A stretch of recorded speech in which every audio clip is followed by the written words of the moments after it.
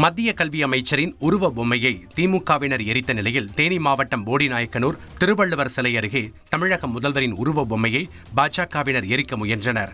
அப்போது காவல்துறையினர் பாஜகவினரிடையே தள்ளுமுள்ளு ஏற்பட்டது. அதனைத் தொடர்ந்து பாஜகவினரை போலீசார் எச்சரித்து அனுப்பி வைத்தனர்.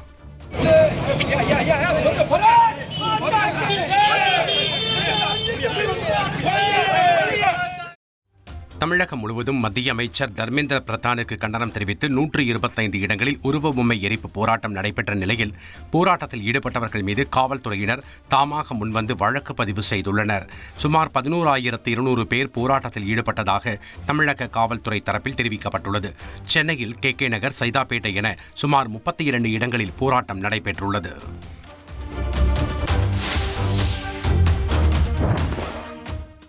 மத்திய அமைச்சர் தர்மேந்திர பிரதானை கண்டித்து சென்னையில் இன்று காங்கிரஸ் சார்பில் ஆர்ப்பாட்டம் நடைபெறும் என அது வைத்தி ஒரு பிளாட் வாங்கணுமா இல்ல ஒரு பிளாட் வாங்கணுமான்னு ஒரே கன்ஃபியூஷன். ஒரு ரியல் எஸ்டேட் எக்ஸ்பர்ட் கிட்ட பேசு. எப்படி? பாஸ்வாலா be the boss. Tamil Nadu Congress committee தலைவர் செல்வ பெருந்தகை தெரிவித்துள்ளார். பொள்ளாச்சியில் செய்தியாளர்களை சந்தித்த அவர் தமிழக மக்களையும் எம்பிக்களையும் தர்மேந்திர பிரதான் அவமதித்துள்ளதாக குற்றம் சாட்டினார்.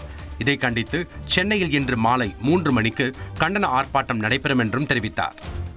குட்கா முறைகேடு வழக்கில் முன்னாள் அமைச்சர்கள் சி. விஜயபாஸ்கர், ரமணா, சென்னை காவல் முன்னாள் ஆணையர் ஜார்ஜ் உட்பட 24 பேருக்கு குற்றப்பத்திரிகை நகல் வழங்கப்பட்டுள்ளது.